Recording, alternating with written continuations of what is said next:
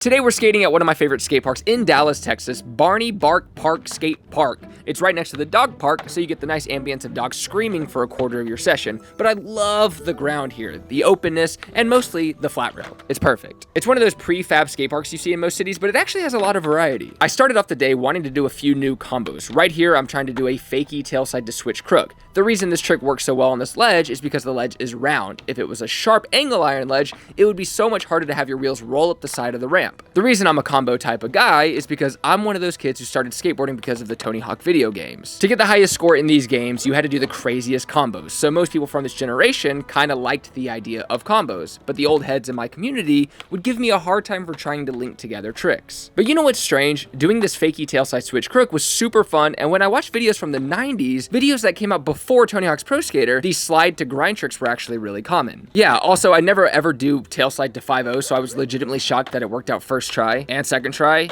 and third try, and finally fourth try. I definitely want to figure out more combinations like this in the future. For the third combo in this session, I wanted to do a blunt slide and then go into a switched nose grind, but it's kind of a short ledge, so I need to hit the combo quick. Some of these I didn't quite get the grind, but it'll look kind of like I landed it. Luckily, I kept doing these combos growing up. I would have definitely embraced it more if people before me didn't give me such a hard time for them, but the Tony Hawk games did push this type of skating, even connecting tricks with manuals once in a while. So of course, the Tony Hawk games didn't ruin skateboarding in my opinion. It brought the whole lot of people into the world of skateboarding and help the next generation create a whole new feel for skateboarding. The sport changes all the time, but who cares? When you're in it, it really doesn't matter to you what's going on with the industry, at least for me. I used to always feel like I was on the outskirts and everything was happening in California, which was kind of true, but in countries all over the world, there are entire communities of skaters who make videos, who build companies, who turn local skaters into pros, and none of us have ever heard of them. It's weird to think that the industry of California exists on a small scale all over the world, and why shouldn't they? Tony Hawk games help bring some of that light to other parts of the world, showing the way that the skate world worked. It introduced us to a lot of 411 videos, which shared a lot of how the industry ran. The games themselves even had real video footage, showing us what kind of angles were cool to get into skateboarding. This allowed people in the Bahamas to build their own skate industry, and why shouldn't they? They weren't lucky enough to be born in California, so people from around the world take it into their own hands. I think it's beautiful. Unfortunately for me, I tinkered with trying to do a couple of the slide to grind variations, but doing them backwards or rolling backwards, and I wasn't really willing to stick with some of them. They felt off, and I had already been kind of drained from prioritizing the first three tricks, and I knew I had other tricks that I really wanted to get to on other obstacles in the park, so I reluctantly moved on. Now, the main trick I wanted to do at the park today is a huge one for me, and one I haven't seen. It's a 3-part combo. Kickflip to feeble grind, and then you bring the board to a backsmith. Obviously, before doing this trick, I needed to grind the whole rail, and then try to do a slightly easier version of a trick, which is a kickflip feeble to 50-50. Now, you might see the success of spreading the knowledge of skateboarding around the world as a good thing, like I do, but a lot of pro skaters have a problem with it. They think the more board brands there are, the more money is being taken away from the main industry in California. This is where most of the popular brands reside. Well, yes, unfortunately, it does take away from it a little bit, but that's kind of the spirit of skateboarding. It's very DIY. If we can't play the game, we have to create our own game. Plus, people from other countries also have to pay more for products in America,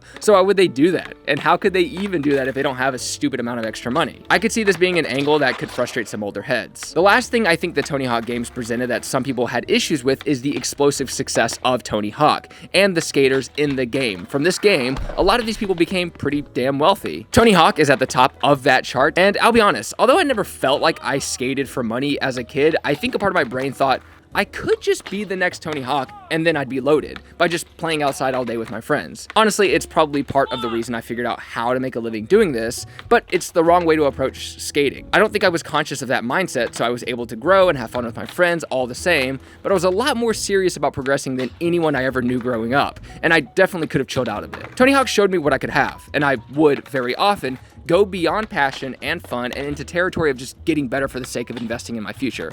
Hell, I'm still that way. That's why I'll spend 30 minutes doing a trick that's new and exciting, like this kickflip feeble to backsmith. I can't explain to you how satisfying this trick was. I've tried it 3 different other days, but today I clearly had a better kickflip feeble, so I knew it could go down, but the feeling of riding away from a trick that haunts you, is just something magical. I'm also finally getting back into stairs. I've been taking it slow this year, trying to get more technical on rails and ledges, but I love stairs. But sometimes it feels a bit repetitive. For whatever reason, this day I was driven to do 2 flip tricks down the set, and even jumping down a little felt really, really good to me. I plan on doing a lot of tricks down the set this year, and a lot of new tricks as well. It's funny that I was 10 when I started skateboarding, and I love skateboarding more now, 20 years later. It gets more fun and more fun for me, and I love what skateboarding has become. I'm the opposite of an old head. I love seeing how quickly kids become good. It just motivates me to get better and shows me what's possible. When I was a kid, it gave me a dream. Tony Hawk convinced me to move to California. Ironically, it was Tony Hawk's company that would be my first sponsor, and the team manager of Birdhouse is who said they would take care of me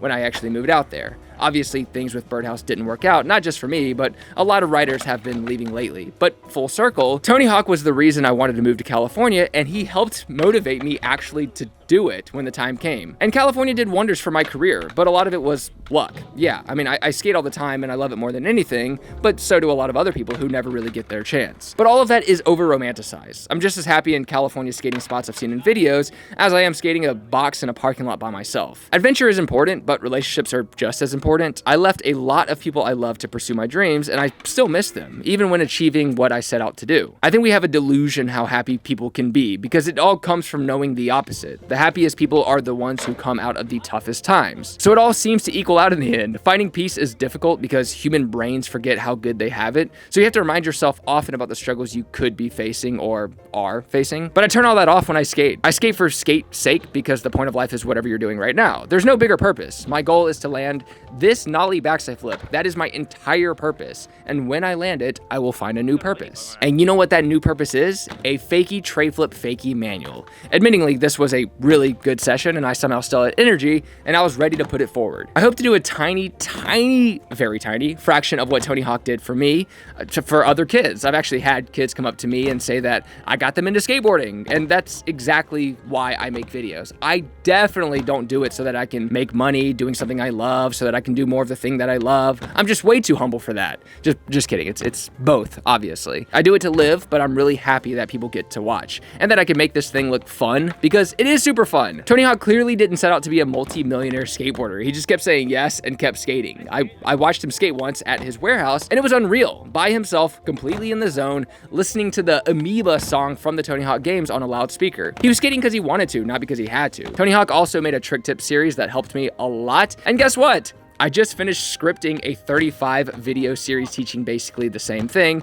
of how to optimize your first 6 months in skateboarding, covering topics that I feel like a lot of people haven't, including Tony Hawk. Anyways, this is me landing a fakie tray flip fakie manual. This silly piece of wood has taken me all over the world, and I suspect this year it will take me to places I've only dreamed of. And if you're subscribed to this channel, you'll be able to see all the adventures I get into. And of course, the stupid amount of training days I'll get in between. Thanks for watching. I'll see you next time. Take care, progress daily, and keep killing it.